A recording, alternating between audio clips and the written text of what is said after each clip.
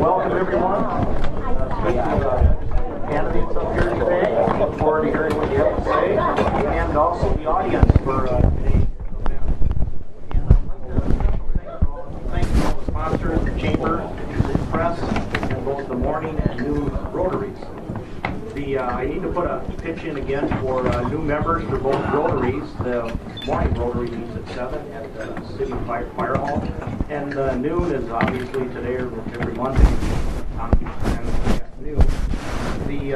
We're looking for new members, and if you're asking yourself, I'm kind of busy and I don't seem to have the time, those are the type of people we look at. We want people that are busy because we definitely all are as well. And there's a couple key reasons why I think it's important to belong to Rotary. It's what's in it for you. One of the main things is we have great meals here with the country club. We also have good speakers and good topics that we bring people in for. There's also a chance to network. If you look around, Rotary members are really the who's who of the community out there. And so those are some pretty high-level benefits for you. What's in it for others? And that's the giving back to others like the legislators do. It's your opportunity to give back. On the global side, a couple key things that Rotary does is polio eradication around the world. We're almost there. Just a few countries just have a handful of people that have that devastating, paralyzing virus, and we're really eliminating. Clean water. It's so important.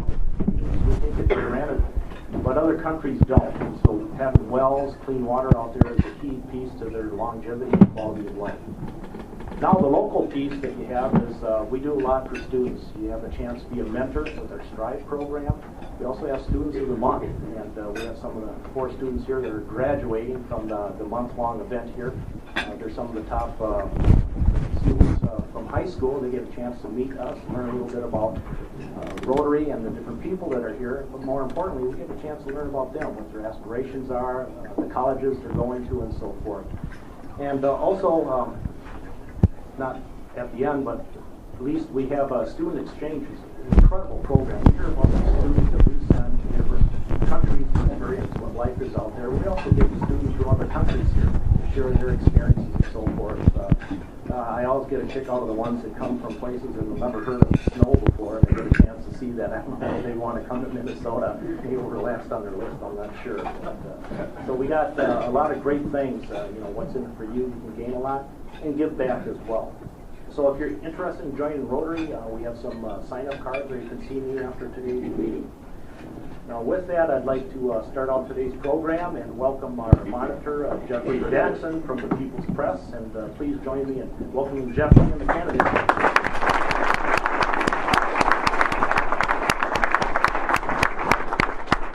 Thank you, Mark. And one thing Mark neglected to tell you is that it is his birthday today. So we're not going to sing to him, but you can wish him a happy birthday before the day is up. We don't know if there's any significance to the fact that he was born on Halloween, but just saying. Good evening and welcome to our final forum, and we do want to express our appreciation to everyone who is here today. It's a very, very nice-sized crowd. You can hear me in the back, can you not? Good, very good. We would remind you that the forum today is being taped for Owatonna Live. It is going to be played on KRFO AM 1390. I got it, John. You can do it. Yeah. And that will be Wednesday at 5:30, and it is being broadcast 5:15. That's what I wrote down. Yeah, 5:15. And it is being broadcast live, of course, on our website, owatonna.com. And we will also have a story about it in tomorrow's newspaper. We do want to welcome the candidates to our forum, District 24 Forum. For the Senate, we have incumbent Vicki Jensen from the DFL of Owatonna. For challenger, Republican John Jasinski, the current mayor of Faribault. We also have in House 24A incumbent Representative John Petersburg, a Republican from Waseca. His challenger, Bev Cashman, a DFLer from Owatonna. And from 24B, incumbent State Representative Brian Daniels, a Republican from Faribault, and his challenger, former state representative Patty Fritz, a Democrat, also from Faribault. The rules of our forum today, as they have been for the past few weeks. No question has been provided to the candidates in advance.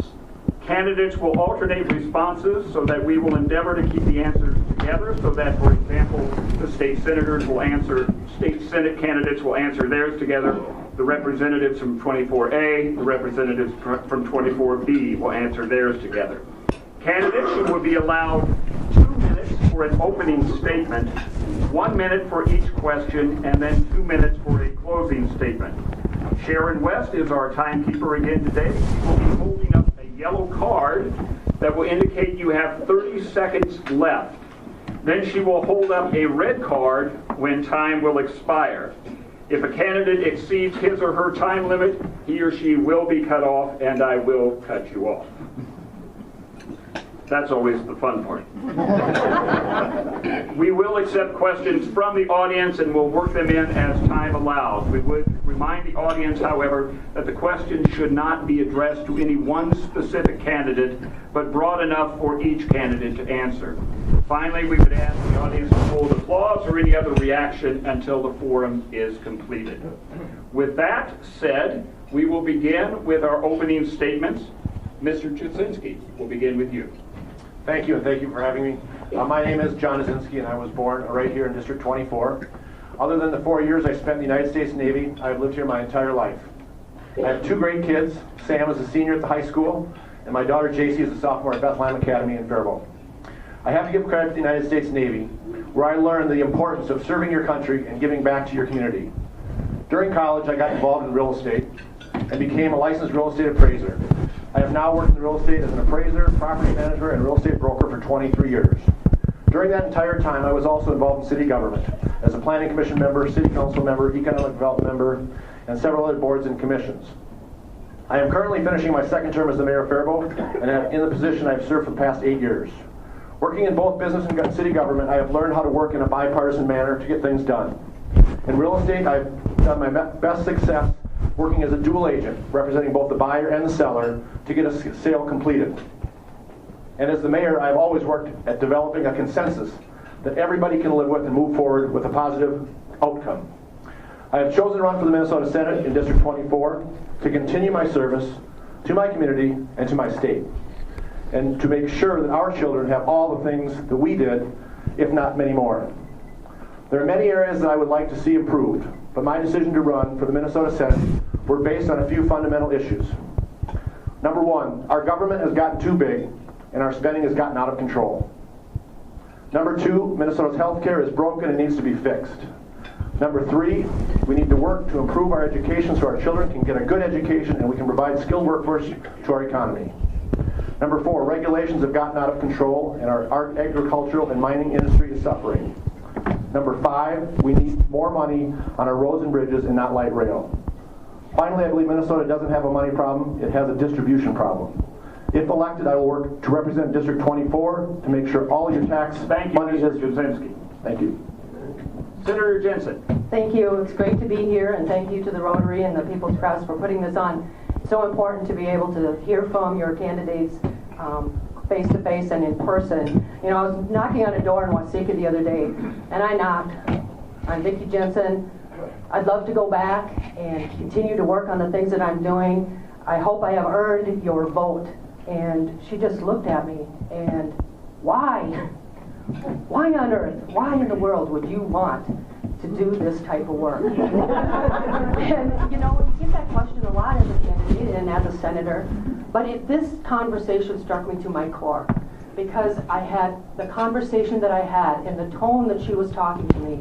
She was so worried that people that are there are not listening, not taking into account the challenges that they're facing, and that her vote, whether she voted, wasn't going to matter. So we had a really good long conversation about the hard work that I've been doing. I ran 4 years ago and told you that I would work hard for your family, and since that time, since that election, I rolled up my sleeves and I went to work. I hold second Saturday with your senator events every second Saturday of every month.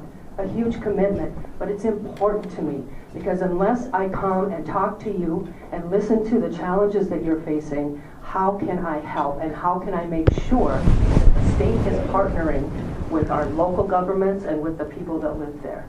So I'm looking forward to having this conversation. Go out to my website. I have over 200 bills that are listed out there that I've carried for the last 4 years. Some of the accomplishments that I've done and some of the things that I want to do going forward to make sure that our rural communities in particular are heard.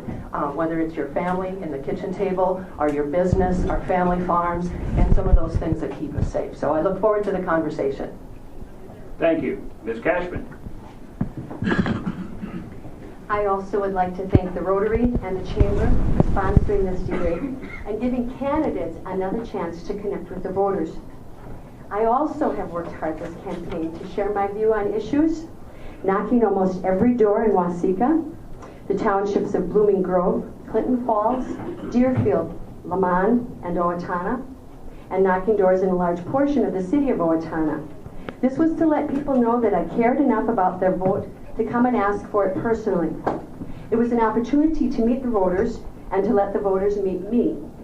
And truth be told, some were more interested in meeting me than others. So, I was disappointed last week when negative mailers arrived about my opponent, John Petersburg, and negative commercials began to air on the radio and TV.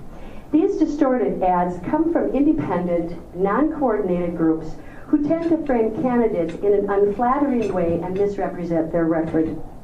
Candidates have no control over these ads, and quite frankly, I think voters see through them.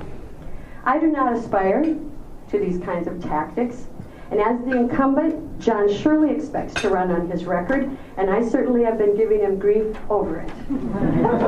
But I would prefer to keep the campaign factual and local and not let the work of outsiders interfere with this issues-oriented campaign that we have been running. I would encourage voters to dismiss these distorted attempts at discrediting candidates, all candidates, and remember the Rotary four-way pledge that we just recited a short time ago. That being said, I am Beth Cashman, and I'm here today to ask for your vote. Thank you. Mr. Petersburg. Thank you, Jeffrey, and thank you also for all of you that have shown up today. I see a lot of smiling faces out there, a lot of people that are concerned about what's happening in both the legislature and this election. And yes, we've had a lot of negative ads, and the federal side of it especially has pretty much gotten everybody turned off. But I hope that everybody understands the importance of our local elections and what it means to our districts and to each and every one of us. I have had the privilege over the last 4 years to serve this district for the last 2 terms up in the state legislature, and I'm asking for your vote for re-election again a 3rd time. I'm not going to spend a lot of time on my bio because I think it's all out in front of you, and if you have any more questions, you sure can contact me. All my literature has my personal cell phone, and I'm also in the phone book in Waseca, and that's where I tend to get most of my conversations with people, is direct contact with me. I think it's important that you always have access with your local legislator, and I really appreciate all of that. What I thought I would do is spend a little bit of time about what I think is important as a state and as a state legislator. I see that primarily we have 3 responsibilities as a state. One is for K-12 education. The importance of our kids' education will determine their success into the future, and really is an important responsibility of us. 2 is public safety. We need to have a fire department and a police department that keeps us all safe, etc. Most legislation, I work around these 3 things.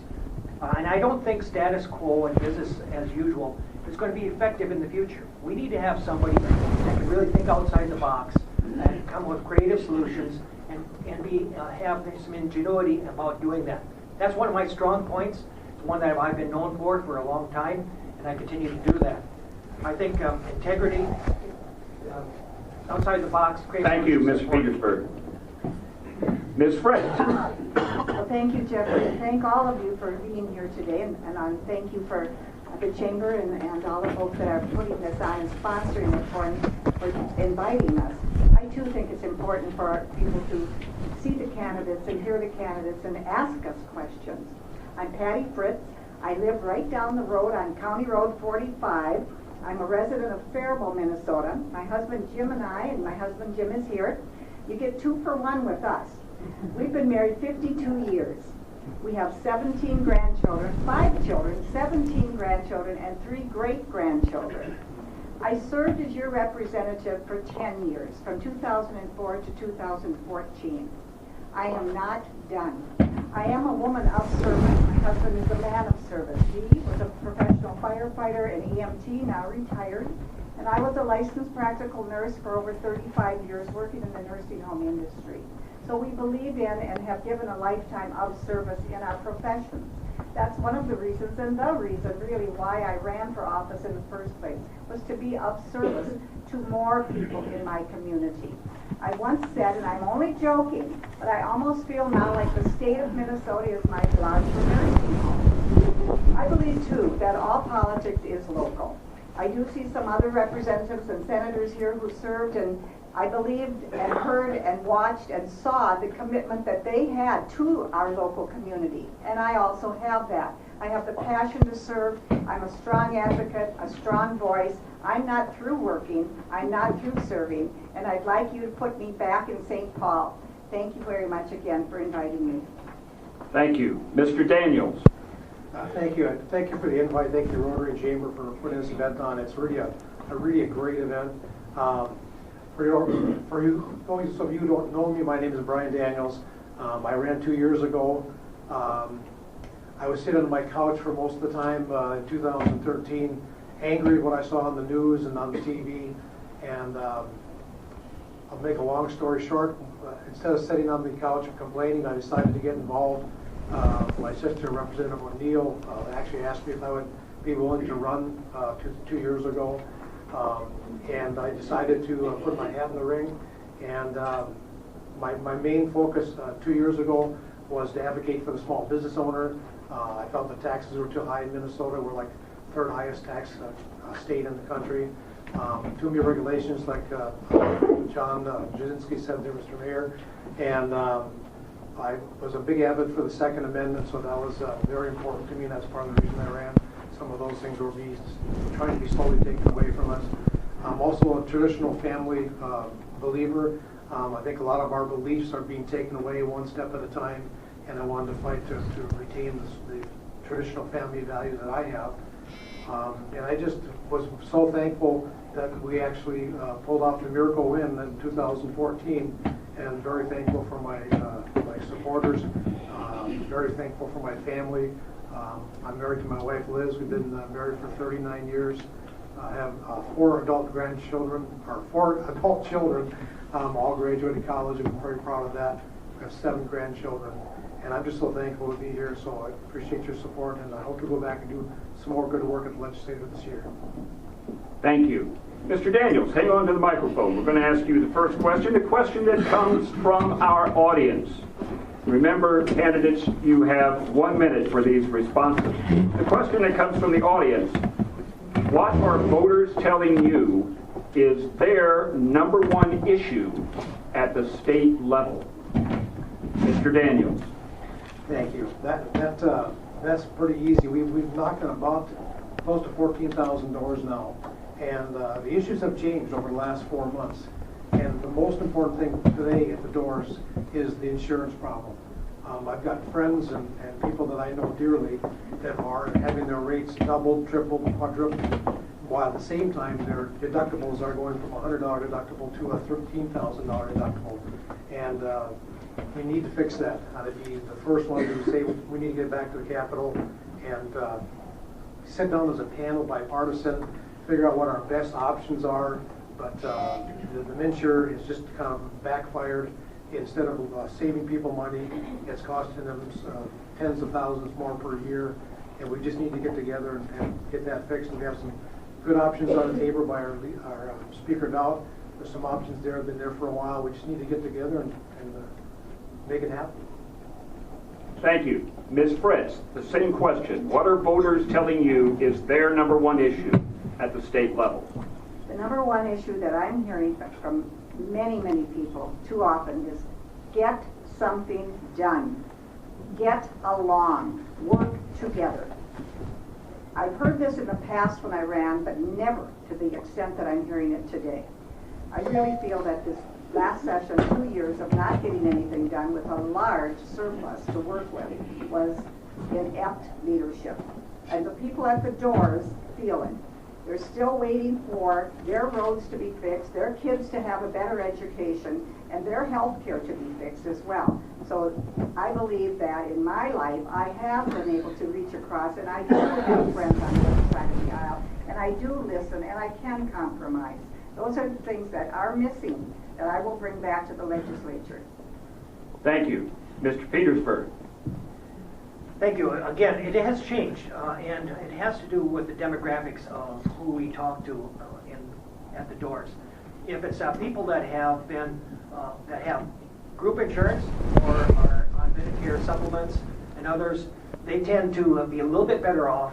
Those that are independent providers and have to have independent insurance coverage, that is obviously the number one question. They're trying to figure out how they're going to pay for health insurance premiums of $35,000 or so, plus a $13,000 copay, and how they're going to pay for basically paying for an SUV every year. They can't figure that out. We also look at those that aren't in those categories. Taxes tend to be the most important. And in the state legislature, we actually got passed the best tax bill in history, but unfortunately it got vetoed by the governor. Thank you. Ms. Cashman. I would say also that starting out, my first door knocking started the last week of March. And again, the number one thing that people said was, what do you think of this presidential race? I mean, it just had, and that has been going on the whole, every door knock. What do you think? What do you think? And then when you try to bring it down locally, I would say too that great dissatisfaction over good legislation that didn't pass. And there are lots of reasons about why that didn't happen. But the farmers are sad that they're not going to get that tax credit because both Waseca and Owatonna had a referendum and they would have gotten 40% back on that taxes paid on the referendum. Insurance and transportation. People really want to see Highway 14 get done. Thank you. Ms. Jensen. Thank you. So I talked a little bit about it in my introduction. I try to meet people where they're at and what they're struggling with. So it will depend on how you approach people at the door and ask them what their challenge is. It depends on who they are. If they have young kids, they're struggling with child care expenses. If they are trying to find their own insurance through the individual market, they absolutely are struggling and need to know that somebody is going to present some kind of solution. So that's what I spend the time talking to them about. What are some of these solutions that we can come up with for the things? Businesses, absolutely, if they're facing regulations. If I'm talking to someone from the county. So there isn't a number one issue, but there is an understanding that they want to send somebody there that is willing to do the work and strong enough to find solutions and work together to make sure that those outcomes are what we want. And my main focus is to make sure that rural areas in particular get that great outcome. Thank you. Mr. Jasinski. Thank you. Again, the number one thing that and it has changed, but the number one thing I hear most recently is the health care issue, the crisis. We've spent $300 million as a state on health care. We're going to have to spend probably another $300 million to correct it, and it needs to be done because the 250,000 people that's affecting in Minnesota are those people in District 24. It is the farmers, it is the small business owners that have to worry about getting insurance.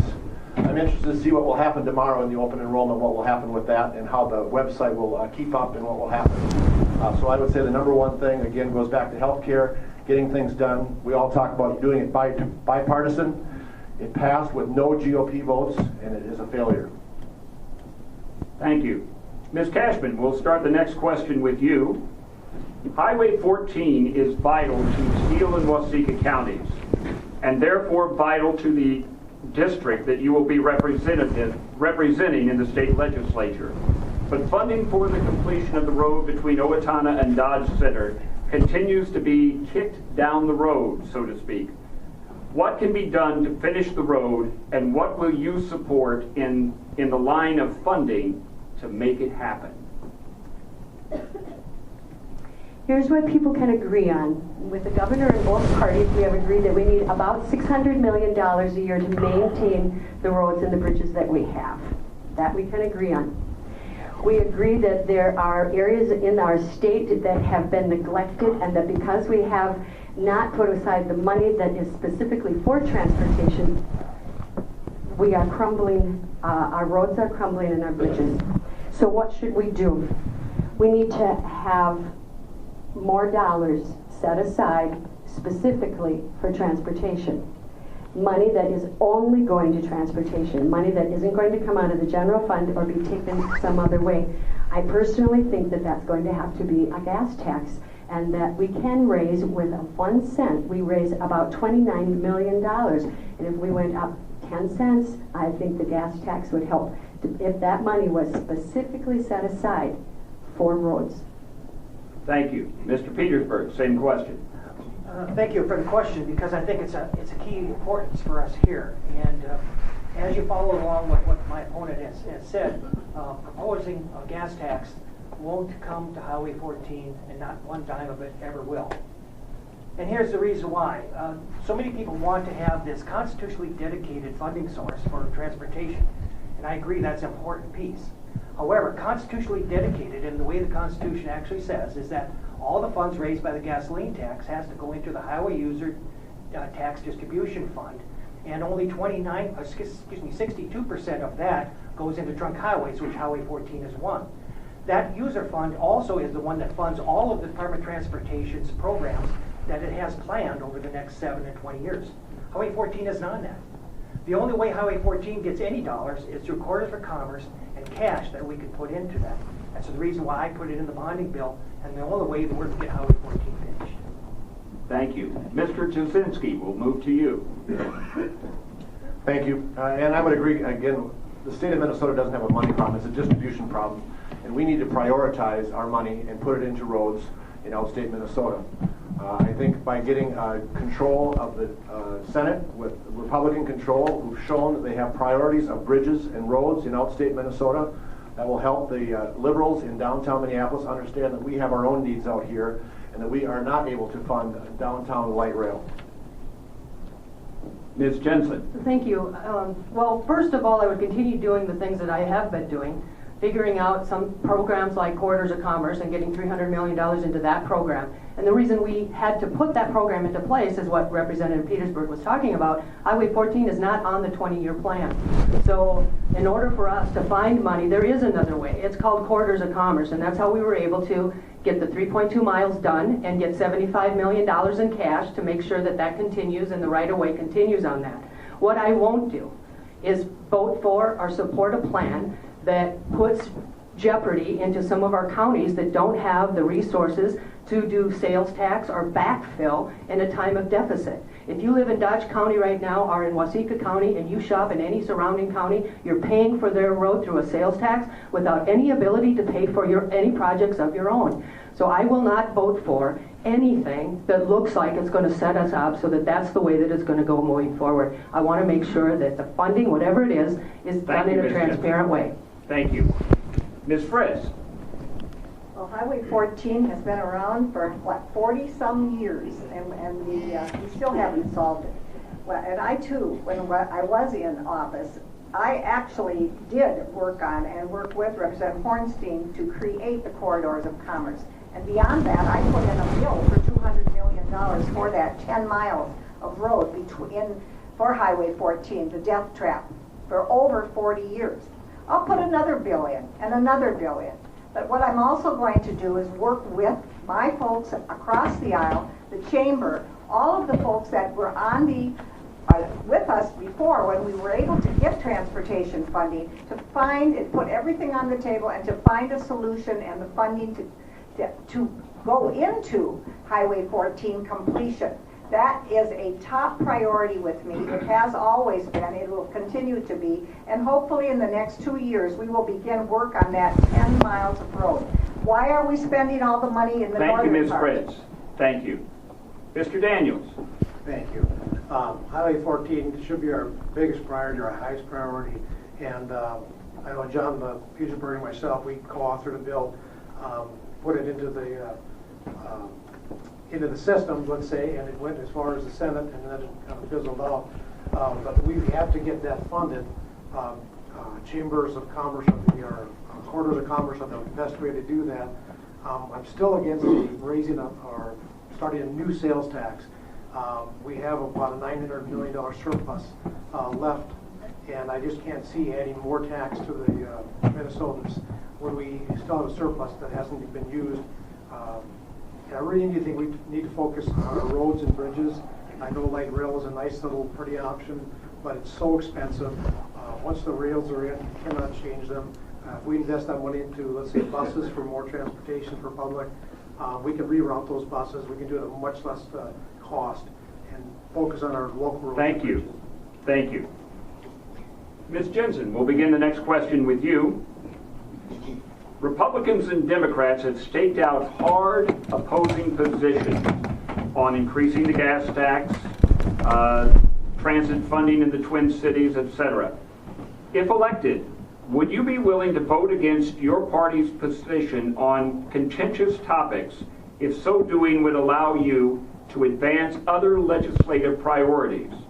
And what role do you see you could and will play in overcoming the partisan divide in the legislature? Well, thank you for the question. I've proven through my record that I am absolutely willing and have done so.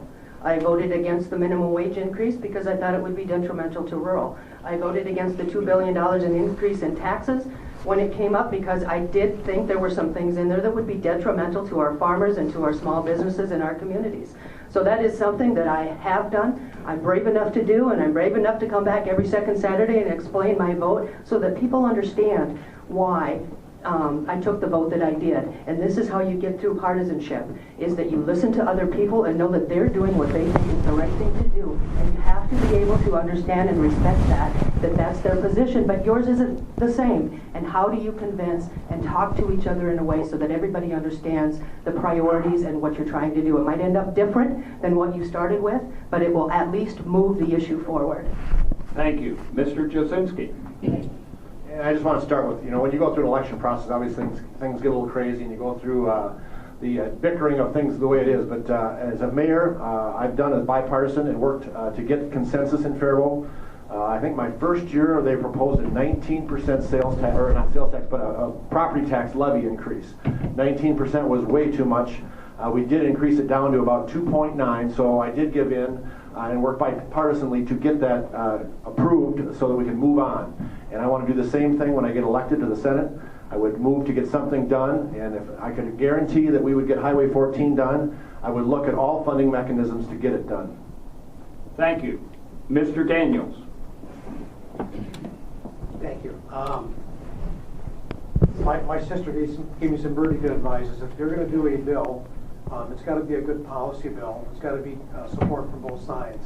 And what you really have to go into the legislature with is your core beliefs.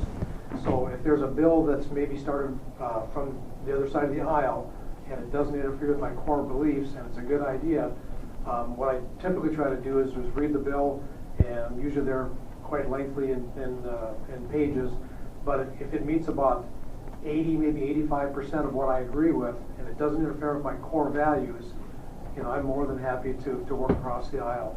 And we've done that numerous times. We've had good bipartisan legislation. Unfortunately, at the end of the session, it never materialized. The tax bill was vetoed, and the bonding bill kind of blew up on the Senate at the last minute. So, unfortunately, that didn't work out.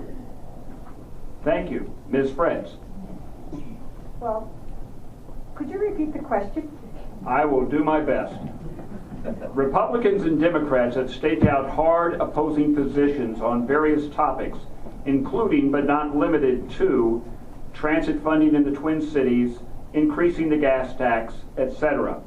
If elected, would you be willing to vote against your party's position on these contentious topics, if so doing would allow you to advance other legislative priorities? And what role do you see that you could and will play in overcoming the partisan divide in the legislature? Thank you. That's a very good question. I have done that. I actually, in my career, for the 10 years that I've served, the last couple of years, I killed the tax on clothing. That was a proposal coming forward from management. Because I vote my district. I have the Medford Mall. There is no way that will ever stay open, and there's also no way anybody that has my income or the income of the people in the middle class and hardworking poor people that can afford a tax on clothing. I've also, in the past, opposed the tax on farm equipment. That did pass. It was in an omnibus bill that I voted for the omnibus bill that included that. I worked very hard day and night across the aisle with those folks and brought them over to my people, and we got rid of that tax on the farm equipment. So there have been ways in which you can work together and you can work. Thank you. Thank you. Mr. Petersburg. Thank you. Bipartisanship is not what we're really talking about. My first term, I was notified that I was the third most bipartisan freshman of that particular year. I have certainly voted against a majority of my party at times when it's necessary. But the thing that we need to understand about bipartisanship and about when bills really get down to the point of only passing bipartisan lines is the fact that we haven't done our due diligence ahead of time. Sometimes we are asked to go up to a legislature and stand on our core values and our principles and not negotiate. Other times we have to. And so when you see something that looks like gridlock, or you see something that looks like we aren't negotiating, it's because somebody or another has decided that we don't want to keep working on it, and we just pass it with whatever numbers we have. We really need to continue the understanding that if a project is that difficult, we need to keep working on it, not pass it, and not bring it to floor. Thank you. Ms. Cashman. I think there's core values and there's policy. And we aren't asking people to go against their core values. As a single mom, I raised five kids. And one of the questions I would always say is it illegal? Is it immoral? And who's paying for it? And that's how we made a lot of deals. And I think it's about the same in government, too. Is it legal for us to do this? Is it immoral? Who is it going to hurt? Who's not represented at this table? And then who's going to pay for it? And my theme for this election has been bring some harmony to the House. And I think, yes, we have to stick to our core values. We aren't asking people to let go of that. But I think sometimes we are asking people to let go of some hard-core policy issues and to say, we can agree on this. Okay, what else can we agree on, and then how are we going to get there? As a negotiator at Medford, I negotiated about 5 contracts. Thank you. Thank you. The next question, let's begin with Ms. Fritz. The question, what is being done or should be done to make health insurance premiums affordable, and how should our elected officials address the Affordable Care Act? Ms. Fritz. Well, we're doing quite a bit right now, aren't we? This is a crisis. I've been in healthcare all my life. I was in nursing before Medicare. How many of you will burn your Medicare card? I bet not a one of you. The Medicare system is a very good system for many elderly people, for all elderly people of all walks of life. The Affordable Care Act, as it was proposed, had a public option in it. That was a mistake to remove the public option. I hope in the future the public option is soon put back in. We need to only ever charge people only 10% of that of their income for premiums, and then we need to even take a look at that, because poor people cannot afford even that. There are many people that did not have insurance before the Affordable Care Act that were plugging up our emergency rooms and causing us to go bankrupt. We now have a bill. Thank you. Thank you. Mr. Daniels. Thank you. We're talking about MNsure. That's the big topic. I was not in office in 2013-14, but that bill was passed during that time, and we've just got done talking about bipartisan. The MNsure was passed by solid, full controlled DFL, not one GOP vote on the MNsure topic. So to me, being a new legislator, that doesn't seem right when you have only one side of the aisle voting for it and the other side absolutely none. So my thought is we need to basically eventually repeal MNsure. We need to get back on a federal exchange, try to lower our costs in health insurance. There's a number of things we can do, but I really like to see sit down at a panel, both Democrats and Republicans together, members of the insurance company, and see if we can take what we have here and make it work better for Minnesotans, because they're getting crushed right now on their premiums and on their deductibles. Thank you. Mr. Jasinski. Thank you. And we were fortunate to have a town hall meeting at the Brook Tree Country Club about a week ago and listened to a lot of people that are very concerned of this. One person says, why don't we go back to what we had? Minnesota has the best health care in the nation. I'm all for helping to make sure that people are insured and get that, but I think we need to help assist that, not take over the program. And I think us getting involved in MNsure has taken over the program. So I'd like to get together again, as Representative Daniels said, is get together with the board, have some committee meetings, and work out some solutions with the healthcare industry, talk with them, and work bipartisanly to get a program and something that works for Minnesota and doesn't cause such a crazy emergency state in the state of Minnesota.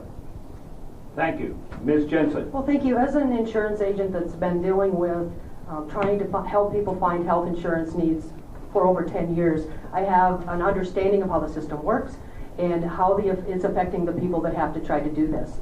If we would have went to the federal exchange, one of the big things that I did the first year that I was there, the choice was let the state have some control or let the feds do it. I decided let's not have the feds come in and set it up. And the first thing was an amendment that I made to make sure that Federated Insurance, which is located right here in Owatonna, could actually continue to sell health insurance. It was in jeopardy by the way that it was written because of the network requirements. So because I have that knowledge and that background, no matter what comes up, I have been working each time to come up with solutions as it comes up, including tax credits was a bill I carried, because we knew insurance companies are making the decision whether or not to be in the market. If they're pulling out and not wanting to insure us in that individual market, we need to make sure that we provide some kind of opportunity for that to take place. And that is what I have been working on for the past 3 years. Thank you. Ms. Cashman. There are some things under MNcare that are better, that we needed, and that's why the Affordable Care Act went in, such as no caps, people with pre-existing could be taken care of, children living with their families. You know, there are good things about it. It obviously has some problems and needs to be worked out, but to remember that MNsure is a website, and that we go there to buy things. Now, in the short term, we're going to have to help people who are paying more than 10% of their salary. The governor was on NPR this morning and said, what about a 25% rebate for the total cost of the insurance premium to help the people who are independent have to find their own. So we need a short-term solution, but then we also need to do some fixing on MNsure and get a long-term solution. But we have to look at the things that came about that were good because of it, and that we do want Minnesota to be in charge of it. Thank you. Mr. Petersburg. Well, thank you. To specifically answer your question, what can we do about it? Right now, legislature is not in session, so we can't do anything about it at all. We really need to ask the governor to call a special session so we can start working on this year's premiums that people are going to have to work on for open enrollment. The open enrollment is going to close before we get back into session. And for those that either have insurance or don't have insurance, it's a little late for us to do anything at that point. It's very unfortunate that the governor knew about these increases a long time ago and didn't share it with anybody until the premium rates actually came out. We really needed to have that information ahead of time so we could do more of that. Because you see, there's a healthcare crisis in regards to the cost of healthcare, and then there's the financing of it, which is through the insurance companies. And unfortunately, whatever they pay out, they got to take from somebody else. And that's us that are the premium carriers. Thank you. Ms. Jensen, we'll begin the next question with you, and we turn to education. What do you think should be the state's role in providing early education, and how do you feel about Governor Dayton's goal to provide universal pre-care? Ms. Jensen. Thank you. I do serve on the Education Committee, and being a school board member, I do have some insight into how the challenges are approached in our schools in the rural areas. So when this came up, and I'm on the Education Committee, I did my homework, talked to my district, that's what Second Saturdays are for, tried to figure out if that would be something that would be workable. And at the time, Owatonna did not have the space to do it. So whether or not he implemented his plan, our communities would not have been able to access the funding. When he made it voluntary especially, I felt the schools that would have been able to use and take advantage of that resource would be the ones that already had the programs in place and would be able to use whatever money they were using to put that program into place, do it for something else. So I'm all for early education. I think there are things we can do in that area, but I want it to make sure that it gets to all of our communities, and it's not something that is going to create more disparity between our school districts. Thank you. Mr. Jasinski. Well, we might agree on one thing there, because I think we're all for kids' education, and getting started early is good. Universal pre-K I'm not in favor of. It competes with local businesses that provide daycare. I also like to see more time the kids can spend with the parents, being nurtured by the parents, and not going into a school system that may not do that. And again, our schools don't have the room. We don't have the funding for it. And I think we should concentrate our funding on getting the schools affordable and getting into secondary education more affordable, and not going into universal pre-K. I think that's not our choice to get into, and again, we can't fund it, and that's the way I think it will be best for everybody, including the small business owners that do provide daycare. Thank you. Mr. Petersburg. Thank you. Again, also, education is important. As you heard me say earlier, it is one of the 3 primary responsibilities of the state. And I believe that we also need to be very careful about what programs we institute and at what levels we have. A couple years ago, I was at Southern Minnesota Initiative Foundation, in which they had a study that said that good programs for pre-K were very beneficial for the first few years of the grades, but by 3rd or 4th grade, those differences tended to be eliminated. The challenge there is that we need to make sure that we target the individuals that actually need the help the most, rather than just universally saying it's a one-shot, one-size-fits-all. And that's the reason why, at least in the Republican side, we promoted and pushed for targeted scholarships for those that already have programs in place. We can't afford to fund and support the space allocations for all of the pre-K. Thank you. Ms. Cashman. It used to be that kindergarten was that let them have some fun before they started real school. And now with the study of brain development, we're finding out how set our brain gets in the ages of 2 to 5, and how when the children arrive at kindergarten and they aren't ready, they're never going to catch up. I have a kindergarten teacher who tested students this year, and it's a who's ready for 1st grade? This is kindergarten, okay? She had a student that tested at a 98%. Okay, so he's in her kindergarten class. She also had a student that tested at a 4%. Who is she spending her time with this year in trying to get ready? And so we need good preschool programs. I don't think the schools have to provide them. There are many of them out there, but we do need to provide the funding for the parents that can't do it for their children. We need it. Thank you. Mr. Daniels. Well, I kind of agree with the 2 Johns at the panel here, or at the table. Universal pre-Ks, it doesn't work. A one-size-fits-all is not going to work. It's extremely expensive. I was given numbers around $750 million per biennium to fund it from the state level. Then one of the panel members mentioned that the local schools don't have the rooms to teach the pre-K students. So you'd be taxed from the state level. You'd also be taxed from the local levy level, local property tax level. And so we did, John Petersburg mentioned that we did a smaller pool of money, much smaller pool of money, and we put it into where the kids that actually need it and the parents that can't afford it. So you don't need to blanket the whole state with universal pre-K.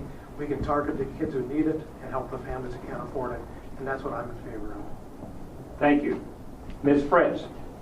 Art Rolnick, the head of the Federal Reserve, many years ago said, every dollar you invest in pre-K education, you get a return of $15. When I heard a study that I think Mr. Petersberger, one of the folks here, said that by third grade, everything is all straightened out. No. By that study, I think you need to check that study. By third grade, I have teachers, many of whom tell me by third grade, they can tell if that child is going to go to college or prison. There's a huge educational gap in this country, and in Minnesota, we need to fund pre-K for all of our kids. And in rural Minnesota, there isn't enough child care. And if there is, it's very expensive and people can't find it or afford it. Our young 4-year-olds deserve a head start and a good start. And that's why I am 100% in favor and will work for pre-K. Thank you. Ms. Cashman, we'll begin the next question with you. What should be the plans for the budget surplus in the future? Ms. Cashman. What should be the plan for budget surpluses in the future?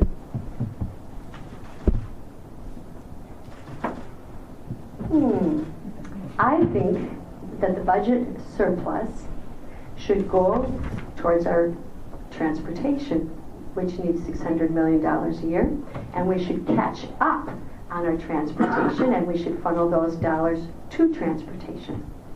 I'm sure there are a lot of other ideas that people have about it, but I think number one, we need to take it and we need to make a good investment with it. Thank you. Mr. Mr. Petersburg. Thank you. Yeah, I would also say Howie 14, and thank you for appreciating that. But to be serious, when we have a surplus, that's when every area of our legislature looks for and figures out how we can invest better in those funds into what we have. Remembering that a surplus means that we've collected more in need from you, the taxpayers, than what we actually needed. And so that means that we have actually over collected. And so we need to also look at what is some of the impacts of that. We're going to get money, additional money every year. As long as the economy keeps growing, the state is going to get more money every year. It's not like we're going to be cut back on some. But we need to look at how we're impacting the individuals out there, the businesses, the farmers, and everything, and determine what is the best utilization of those funds, and how can we give back when it's necessary, and where can we invest and reevaluate in other areas. Thank you. Ms. Fritz. Well, we actually don't have too much. That isn't the case. For 10 or 12 years under Governor Pawlenty, we had no money. And he borrowed from our kids, from their schools. He put money on credit cards. He took money from health care. He took money from nursing homes, hospitals.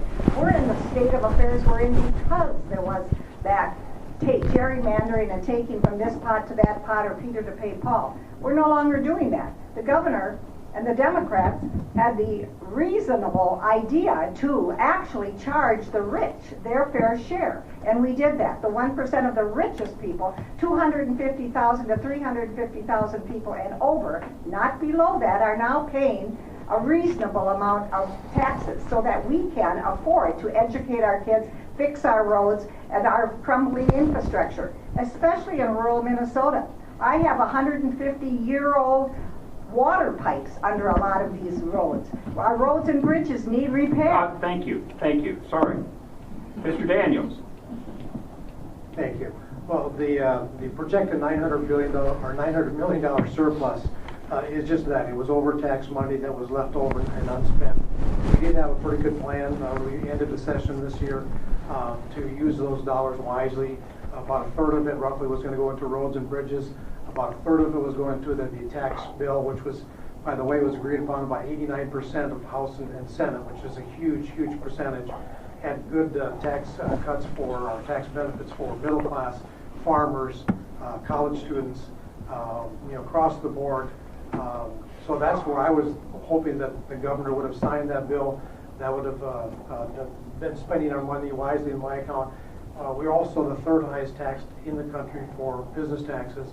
And if we keep raising taxes, eventually the wealthy people will start moving out of the state. And there had been a report done by the IRS, and they found that to be very factual, that people with $250,000... Thank you. Mr. Jasinski. Thank you. I wish I had this question first, because I would go the same thing. Again, this is a surplus, so what that means is we've overtaxed the citizens of Minnesota. And we are, as Brian said, we're the third highest tax state in the nation. We need to bring that down and get more in the 15 or 16 level. That will encourage more business investment in the state, and that will create more taxes itself by getting those businesses here. If there was a surplus, which does happen, obviously, I think we would look at a bipartisan way to see what the issue is at that time. As we've seen, in the weeks that have just come, this year it's a health care. Some other year it could be something different. But again, I think we need to work on not overtaxing people, encouraging more businesses to come here, and not seeing them exit the state, which they have been doing. As again, from the IRS report says that people and businesses and people are exiting the state of Minnesota, where the tax climate is preferable to Minnesota. Thank you. Ms. Jensen. Thank you. I also agree that the main things that state government needs to make sure that they're doing is the education of our kids, the maintaining and building of our infrastructure, and then those things that keep us safe. So those would always be my top priority when we're looking at budgeting when it comes to a shortfall. But the really good thing that's happened in the last 4 years since I've been there is we decided to put some of our surplus into a reserve account and make sure that that reserve account is there. Because Minnesota is one of those states that we tax heavily on income, so we have this rise and fall based on, right now I'm a little concerned about agriculture, because when agriculture does well, we do well. If they don't do so well, we don't do as well. So somehow figuring out, making sure we've got that structurally foundation that's strong and can maintain us through some of these situations that come up. I don't think we should be budgeting to specific situations. I think we need to make sure that our tax policies are fair and that they make sense, and if there are things we need to cut, we absolutely should do those too. Thank you. Our final question of the day, and I want you to look at your opponent for a minute.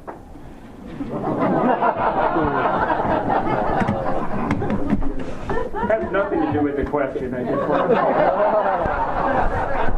I'm kidding.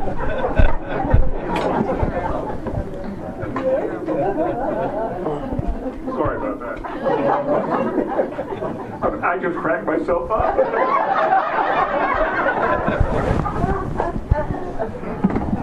Most of you are likely aware of the advertisements purchased by your campaign, not by your campaign, but by outside groups to attack your opponent. Do you believe these outside groups are characterizing your opponent fairly? And if not, what do you think they are getting wrong?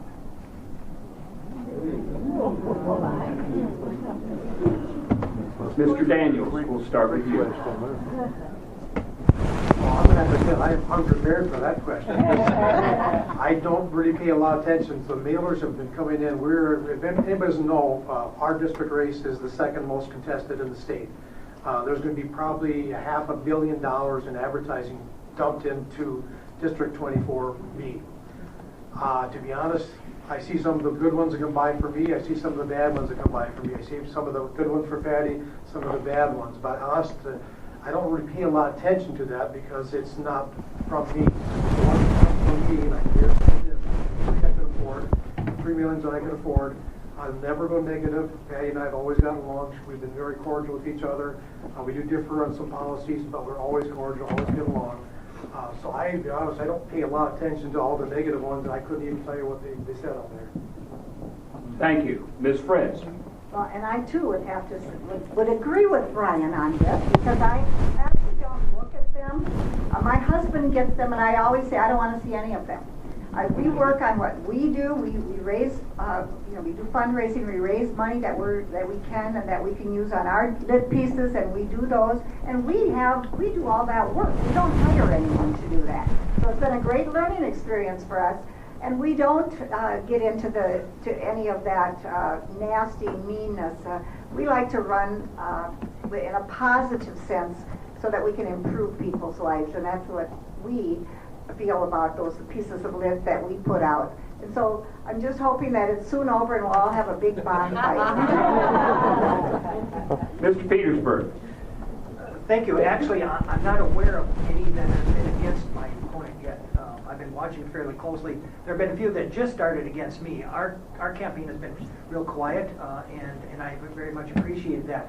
But I will tell you, just in general speaking, what would be accurate about them?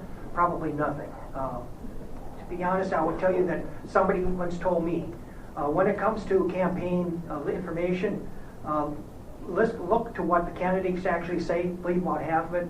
If it's independent expenditures, believe none of it. Because what is really happening is they'll take snippets of data and information, combine it with some other snippets of information that are totally unrelated, try to make a connection, and then try to influence you. I mean, it's basically what debaters do and others things do to try to remember the fact that they're outside groups and not really looking for the best interests of our community, but for their own interests, for whatever reason that might be. So I would just say, thank you. Thank you. Ms. Cashman. When you talked earlier about would you go against your party, I had to start that early on with the mailings that I planned. I embraced the idea of harmony and felt like I had some individualistic cards that I was sending out to people with ideas about my campaign, and the DFL office disagreed, and so I said, fine, then we'll print them ourselves. And so we had a bit of a falling out because I felt I wanted to be in charge of those, and I wanted them to be upbeat, and I wanted to be a positive and have them be about me. When it comes to the ones that are coming out now from the independent based, I think if they're based on the voting record, like I said before, incumbents know that they're going to have to be responsible for their record. And John, as much as you talk about being a bipartisan, 95.8% is with the GOP vote, and that's more than Kirk Doubt, who's 88% of the vote. So if, however, they distort John's vote, and I don't like that. Thank you. Thank you. Ms. Jensen. Thank you.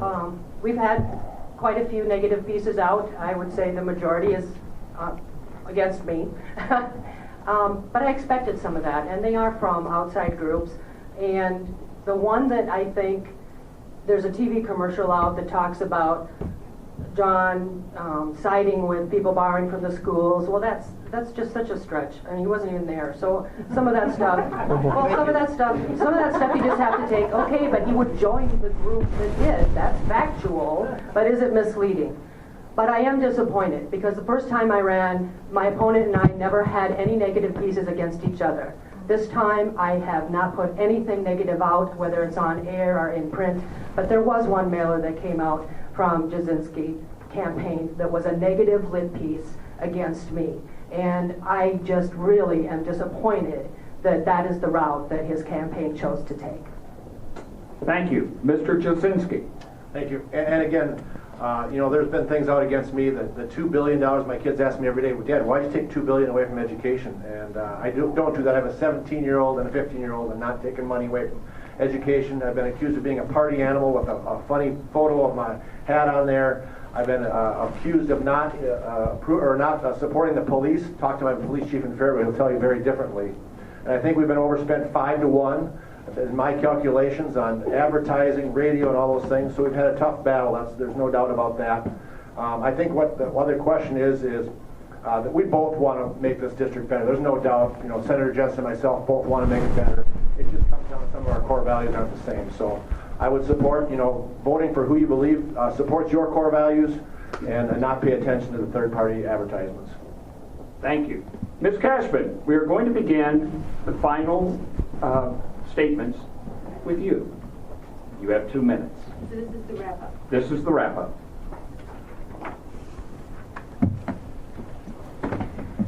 I ran against John in 2014 and I didn't win. But I'm convinced that I could be a person who would go to the Capitol and get things done. I'm an energetic person. I can get along well with people. I briefly alluded to being a negotiator at Medford School and after 5 contracts and being able to look at the school board members and the parents and the other teachers and say, everybody got something, but we all didn't get everything. And that's what a good negotiation is all about. I think I can go to St. Paul and be a good negotiator for the people in the district of 24A. And I would like that opportunity for you because I do have good core values and I care about people. I worked hard. I will continue to work hard. It will come down to, again, my background in human rights And my background is being a single parent with 5 kids and getting along with people, which I have always done. So, thank you. Thank you. Mr. Petersburg. Well, thank you. Again, thank you for holding this event. I have talked with you. I've talked with you at your doors. I've talked with you at the fair. I've talked with you over the phone. And when you listen between the lines and really what people are looking for, they're looking for some hope. They're looking for the fact that there's going to be somebody up at the Capitol that's going to stand up for their core values. They're looking for leadership who's willing to think outside the box, provide long-term solutions for options that aren't always clear to everybody. They're looking for opportunities for them to actually improve their standard of living. And they're looking for the government to actually sometimes get out of the way of that. Because the reality is that government can't improve standard of living. Only each of us on our own can do that. Only the working together and being together will actually do that. A society is only as strong as the people within it, not how strong the government is. It's the individuals, it's the people that make up our society are the ones that have the ability to really help each other out and look out for each other and actually improve their life itself. Over the last few years, I've worked on projects like Willow Creek School, in which we had some 6th graders, then 7th graders come up to the Capitol and testify in front of committees about some of the projects they wanted to do as a learning piece for them, and we actually got it passed. I worked on the school district issues in order to correct an oversight from the last particular school referendum. I passed $40 million for 14 through the House in the bonding bill, and it was passed once. It was voted for and passed once in the Senate as well, but never came to fruition. $100,000 for Farm America's infrastructure, and even for a tax bill that would have had provided relief for everybody virtually in the state of Minnesota. So I'm asking for your vote on November 8th, and I'm asking for an opportunity to go back and serve you again in St. Paul. Thank you. Thank you. Ms. Fritz. Well, thank you again for really being such a good audience, and I see you're really attentive, and I appreciate that. I am actually running again because I had 10 years of extremely good service for my community. I worked very hard, I was a strong advocate, and I like to get things done. I've lived here all of my entire life. I know many, many, many of you and many of your families and people who live here and work here and struggle. In the 10 years that I served, I was able to build a prison, a college, save a business, General Motors, a hospital, build roads, water infrastructure for Ellendale, for all of our small towns, trying to keep them alive. My first couple of years when I had water problems, and I put bills in for funds so that we could fix those problems in our little small cities with 150-year-old pipes. We needed opportunity for people to come and see and visit us from the Twin Cities, which they did do. We've received bonding money for improvements to our community. Rural Minnesota needs a strong advocate like Patty Fritz now more than ever. I have the passion, continue to do that. I'm like your cheerleader in a way, but that's what you need up there because we're losing rural strong advocates by the redistricting that happens. You have many, many people working and legislating for the people in the metro area, but you don't have as many down here as strong as I am. That's why you need to send me back to fight and work for you again. Please vote for me November 8th. You'll be glad you did. Thank you. Mr. Daniels. Thank you, and thank you to the Rotary again for this event. It's just been wonderful. I just have to back up a little bit for myself. In 1997, I was diagnosed with a brain tumor. I'll go through this real quick. Bottom line is they predicted I would probably live 5 or 10 years. I would be 2007 at the highlight, and I think God's given me a second breath on life. And all I want to do at this point is do as much as I can, give back as much as I can before I'm called home. So that's my main reason in trying to run and to get the seat back is just to do more good for the citizens of our district and of Minnesota. We did a lot of good things in the legislature in this last 2 years. Unfortunately, some of the media doesn't really like to cover it that much, We did take care of the nursing homes with historic funding of $138 million in new monies. Pleasant Manor got a 20% increase. We did that. We did take care of K through 12 with two different bills. The one was to help close the gap between what the Metro kids reimbursed for and what the Faribault and this district gets reimbursed for. We managed to close that gap by about 11%. We did take care of the two-year colleges, the state colleges.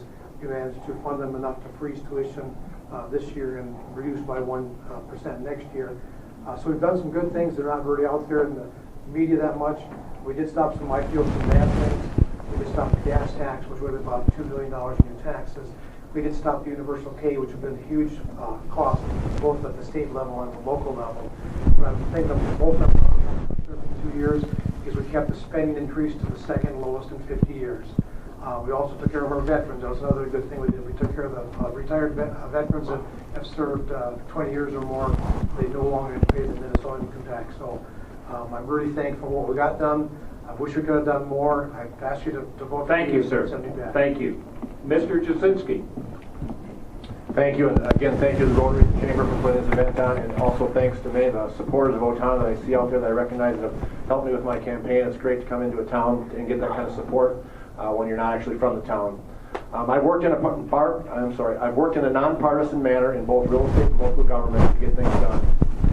A lot of people in both parties are talking about fighting for the people, fighting for issues, fighting for the government. Well, I think it's time to quit fighting and get along. We need to work together and negotiate solutions for Minnesota to be a better place to live, to work, to raise a family, and to retire. I have chosen to run for the Minnesota Senate in District 24 because I think we all have to do our part to make things better. I want to use my experience in business and local government to help make Minnesota a better place. I think it's time to stop the gridlock and get some things done. It does go down to core values, and when you vote on November 8th, look at your core values, see who you would agree with, and vote that way. I ask you to vote for me for John Jasinski on November 8th. I will do all I can do for this district and work my hardest, just as I have as the mayor of Faribault for the last 8 years. Ms. Jensen, you have the final word. Well, thank you. 4 years ago, I stepped up and decided to run for state senate. Not knowing exactly how it would work out, but knowing that I had a passion for rural policy. As a school board member, as a business owner, I worked at the chamber on the policy committee, and I read the words on policy long before I decided to run, and what those words mean to people, where they live and where they work and where they go to school, and how those are impacting them. So I rolled up my sleeves after the election, like I said, but I'm not tired. I'm still ready. There are still things to do, from businesses to labor. I'm endorsed by several organizations, including the Chamber, Leadership Fund, NFIB, and the retailers, and also SEIU, the Minnesota Education Minnesota, AFL-CIO. And the reason is because that work is meant to get good outcomes. What are these words saying? Do we want them to say it? Are they going to do, is a policy going to do what we think it's going to do? And are there ways to improve it? And that doesn't matter whether it's what we talked about today, healthcare, transportation, education, infrastructure. All of those things need somebody that's there, taking a look at it and understanding what outcome is it going to bring to Minnesotans. And that's what I've done, and that's why I'm asking for your vote again, so I can go back and continue to fight, like I said, for our rural communities, their families that live there, our education system, our family farms. I've been an advocate for egg long before I was elected. We chose to move off the farm because we had to. We couldn't afford to stay. I want to make sure that if you're on a family farm and you want to pass it on to your kids, you can do that. If you own a business and you want to make it work and you're working hard to make sure that that business goes, I want to make sure the regulations and the taxes and all those things work out, because we have to do this together. There's got to be businesses to supply the jobs, and there has to be workers in order to fill it. Thank you. Thank you. And ladies and gentlemen, let's give a round of applause.